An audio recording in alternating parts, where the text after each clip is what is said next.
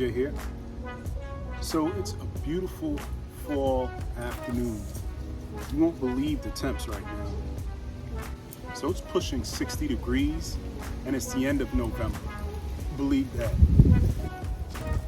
Some of the varieties are Lauren's grape. They have tall green stems with petals in shades of plum, purple, amethyst, violet, and magenta, and a pale yellow heart. So those would be beautiful. I got 2 packs of those. They get to be 24 to 30 inches tall. Then I've got the giant. I got 2 packs of those. Tall green stalks with light purple and pink double blossoms of paper thin petals. So that's going to be very pretty.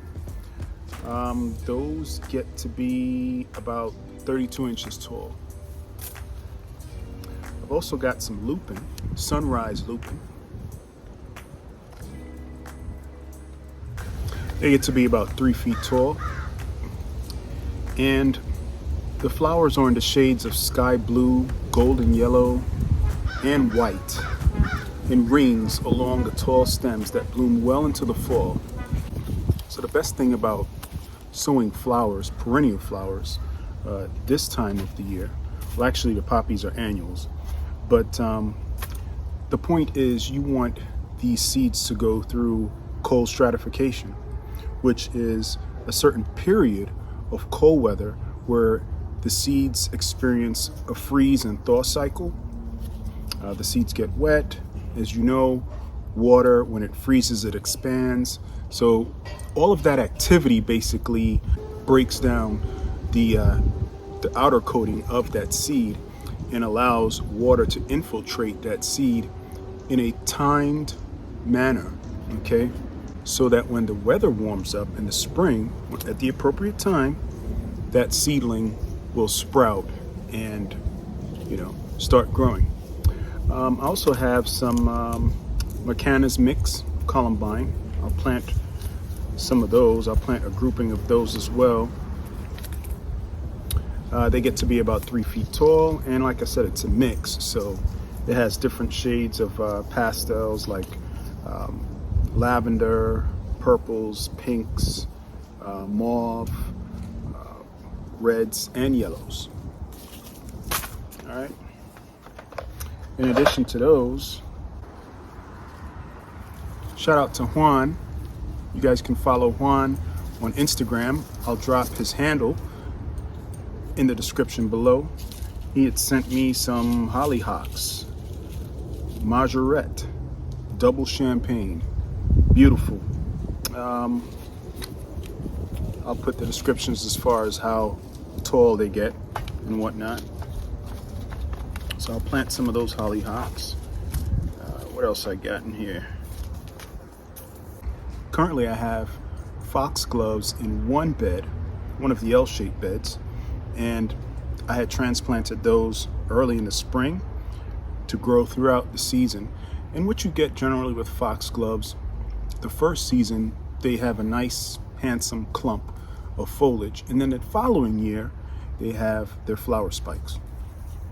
So in addition to that, I'm also going to do some penstemon. These are Cambridge. You can find them at most of your big box stores. And it's a hardy perennial. They get to be between 8 to 12 inches tall, and it flowers in the summer and fall.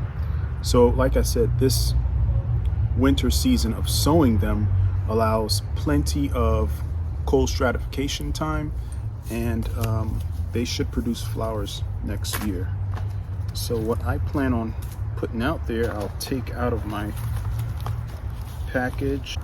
I got all of these online from Amazon. I'll go ahead and drop the link down below in the description so that you guys can go ahead and pick them up on Amazon if you so wish.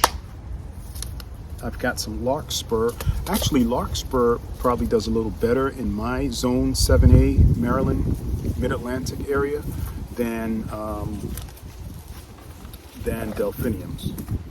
So Larkspur generally comes in the colors of white and blue. This one here is Imperial Giant, so it's a mixed color. Well, it's a mixed color batch. All right, great for cutting. It's great for cutting gardens. Imperial Giant features long, stiff stems covered with flowers in bright blue, lilac, like I said, rose, pink, and white, and it blooms early through late summer. These get to be about 4 to 5 feet, so I'll be sure to put these in the back of the border with the hollyhocks. I think that's about it. I mean, there's only so much real estate I got over there, so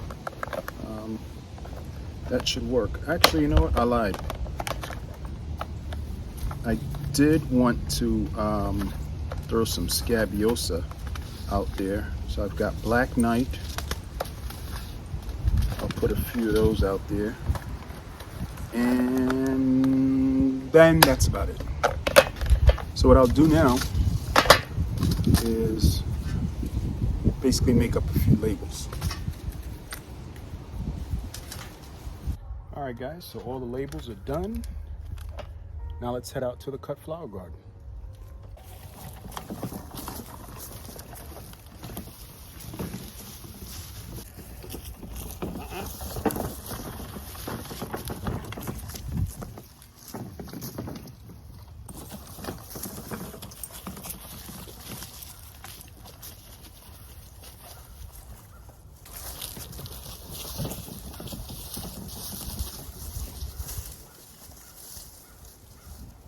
In addition to planting those seeds in the Cutflower Garden, directly behind it along that fence line, I've got a few plants that I want to pop in the ground.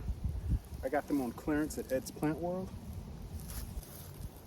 So I've got a Summersweet Pepperbush, all right.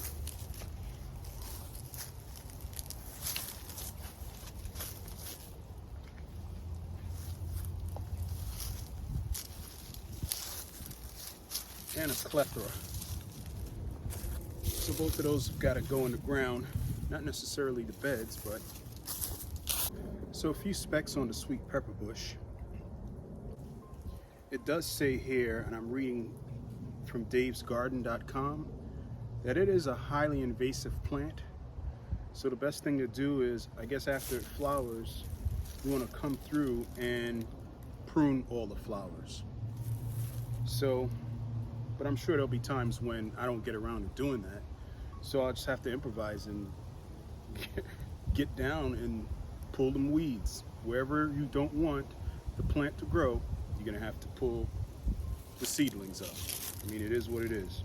So it takes sun to partial shade. It gets to be roughly 6 to 8 feet tall and roughly 4 to 6 feet wide. It has pale pink, white, and near white flowers. I think this one right here has near white flowers. So I bring you guys in a little closer. All right, it looks like it's dead from afar, but you can see the leaf buds. All right, you can see the leaf buds at the tips of these branches. So the plant is fully alive. All right. This other one right here, I think it's another plethora. All right. It just went through its fall colors, and you could probably still see some remnants of the fall foliage. Look at the beautiful maroon and burgundy tinge to the leaves. Absolutely beautiful. Absolutely beautiful. So these roughly both get the same size. So I think an appropriate area or location for both of these bushes would be right here behind and off to the side of this dragon lady. This dragon lady holly right here. It has actually put on some considerable growth, spread, and height since I last planted it 2 seasons ago.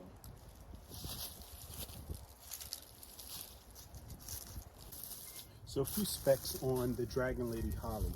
All right, it's hardy in zone 6 to 8, and it gets roughly 10 to 15 feet tall and 4 to 6 feet wide. So it has a decent width.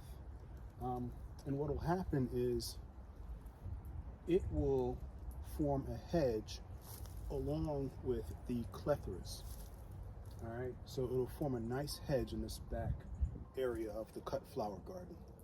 It does take full sun to part shade, so it's suitably placed in this location, because this location generally gets, part sun and some shade in the late afternoon hours. So this holly is a female holly, and it will need a male holly nearby to help pollinate.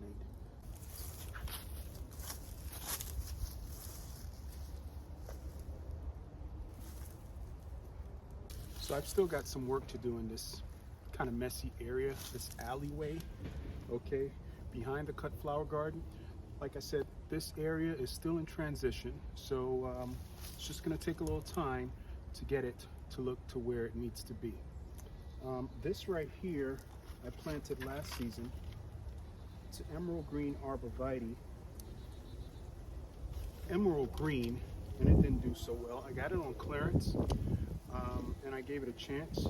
I watered it, but it simply just, I guess, hey, look, it's on clearance for a reason, right? So it's a hit and miss. It's a chance you're taking. All right, so I'm gonna go ahead and remove this emerald green arborvitae and plant my clethras roughly 5 feet apart from one another and 5 feet apart from the Dragon Lady Holly. These will be the only deciduous plants in this this backdrop here, this back hedge. I have a Nandina domestica right here. So I have a Nandina domestica. Here are the beautiful berries and the fall foliage.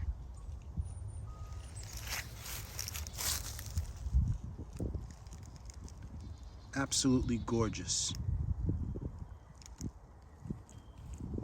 And the wispy nature of the Nandina domestica, it blows in the breeze. So that's another feature of interest. Right next to the Nandina, I have this skybound arborvitae. I also got this on clearance, along with the emerald green arborvitae. And it seems to be faring a lot better than the emerald green.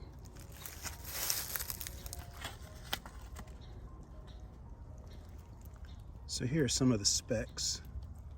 I'll go ahead and freeze frame that.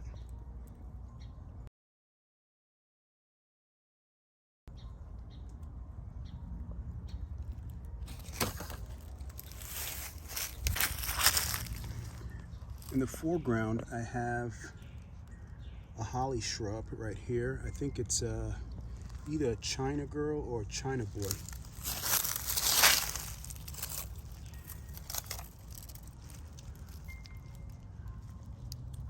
Actually, I think these are unisex. So it's a China boy, China girl mix. So, hybriders try to kill two birds with one stone.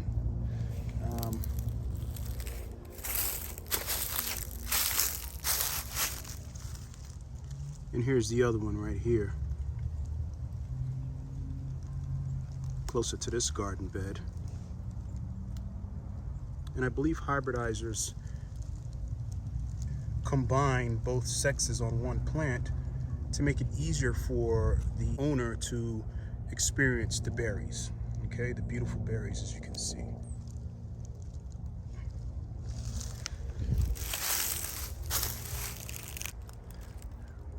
Well, over here are all the foxglove I had mentioned earlier that I had placed in this bed.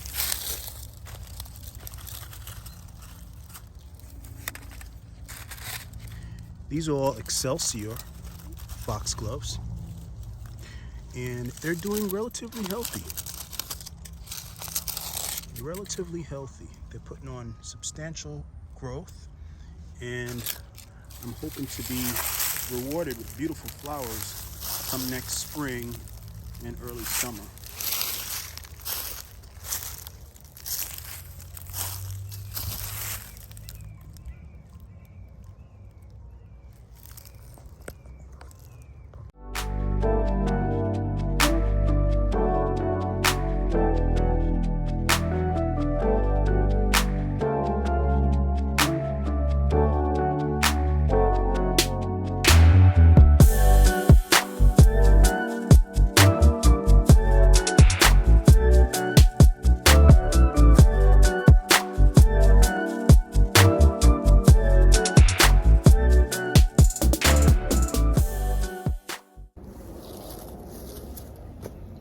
All right, so we got sufficient coverage. Let's go ahead and drop these seeds, guys. So now that I have the top layer nice and smooth, well, as smooth as possible, I'm gonna go ahead and create rows for my flowers. I will put in the back hollyhocks, the larkspur, the delphiniums, and then gradually work my way down to columbines, lupins, scabiosas, and such. So let me go ahead and get the seeds in. All right, so I'll start from this side. So the bed, the soil has been leveled. So back there I have Scabiosa, Scabiosa Black Knight, 2 to 3 feet tall in the back. This bed is roughly 4 feet wide. All right, towards the front here I have Penstemon, Cambridge. All right, that gets roughly 8 to 12 inches tall, which is relatively short. I was thinking the Scabiosa was going to be around that height, but they actually get a little taller.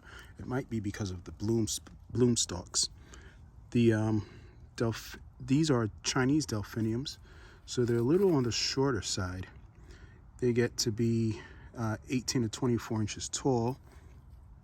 This variety is called Blue Moon, and they'll be in the front.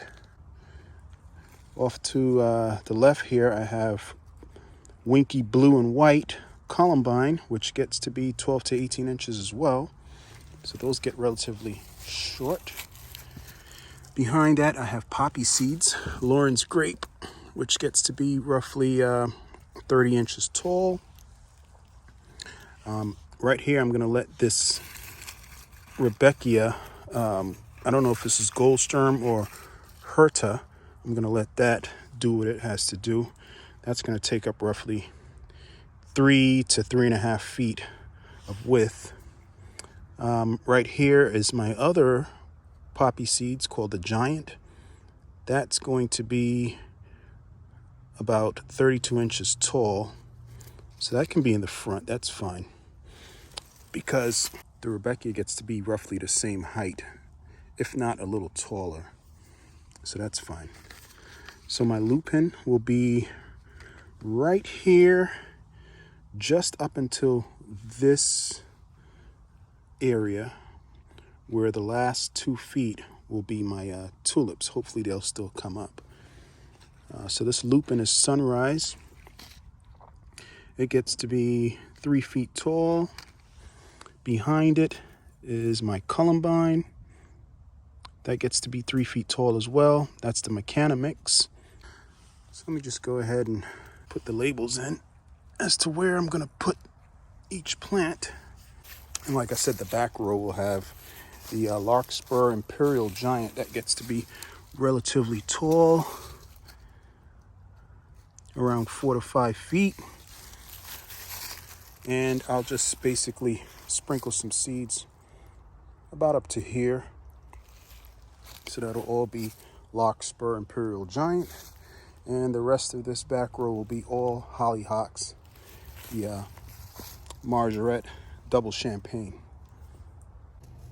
So most of these seeds, they need light to germinate.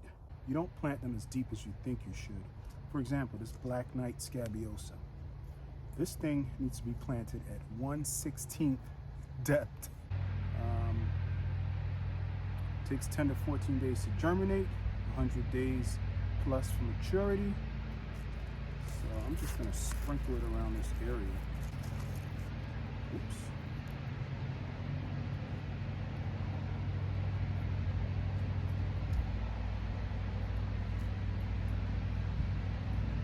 And what I do for seeds that are planted or to be planted at a very shallow depth is I just pat them down. I pat them down, creating sufficient contact with the soil below. All right. So this back row, I'm going to do all the hollyhocks. These you plant at 1/4 inch deep.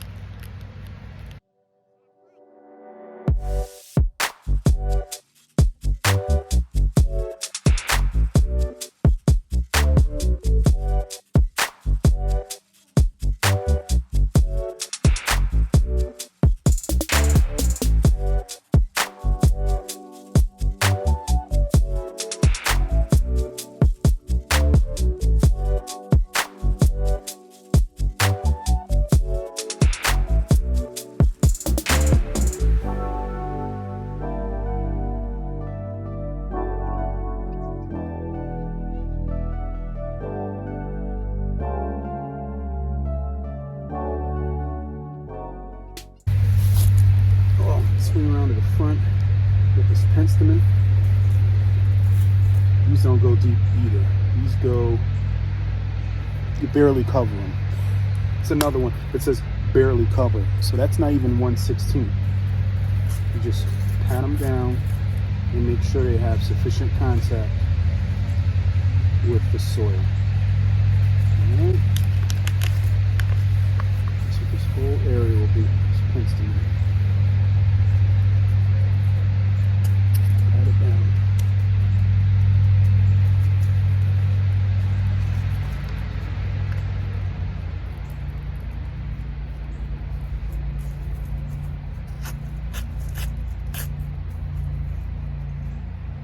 I may have to come over here with some hardware cloth or chicken wire and lay it down on top, because I know my furry friends will come back here and disturb this entire area. It's just a gimme, especially the squirrels. It's just what they do this time of year. They're storing their nuts, you know, their food. Literally just sprinkled everything. These Chinese delphiniums.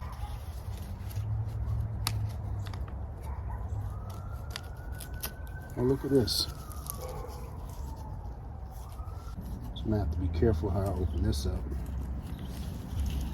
Look how small this packet is.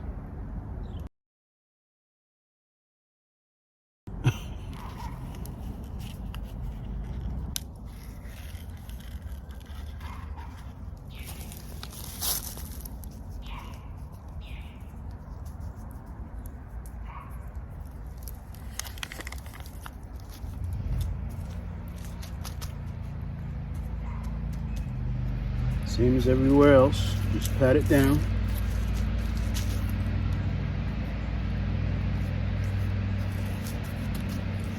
Some columbine.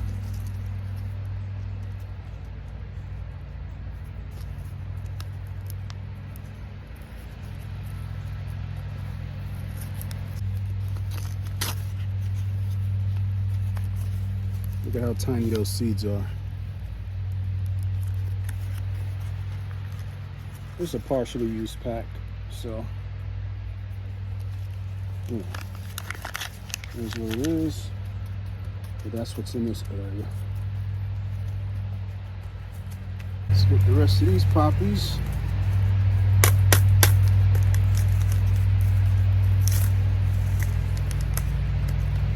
Again, poppy seeds are extremely tiny.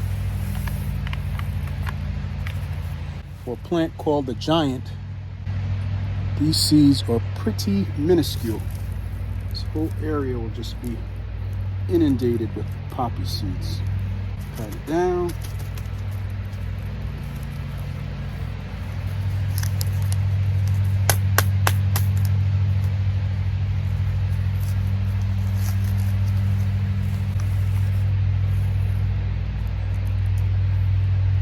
clover seed. They barely cover.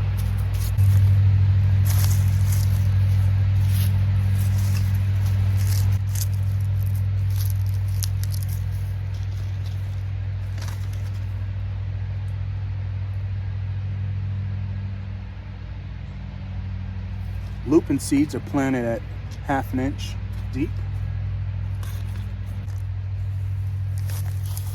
And they're much larger seeds. Look like tiny eggs. Lupin sunrise. Alright, so this is how I'm going to plant these lupin seeds. Alright. Just going to make small holes.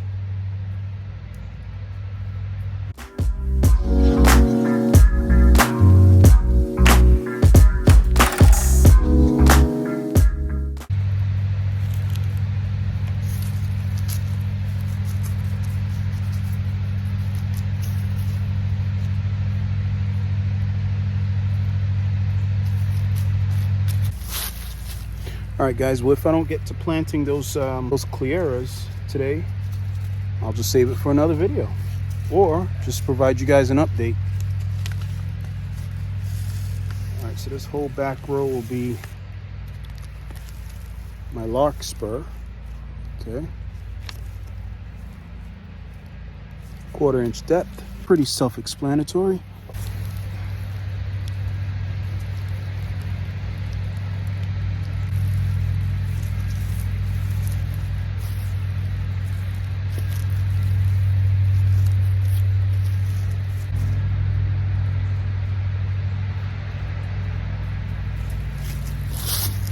All right, last but not least, let's get this Macana mix. Oh, look at that. I had Blue Star kind of crumpled in there. Hey, they're all gonna get planted. Who cares? Let's get our Blue Star in here. And since I'm recording this video, I'll know that I have Blue Star over here. Okay.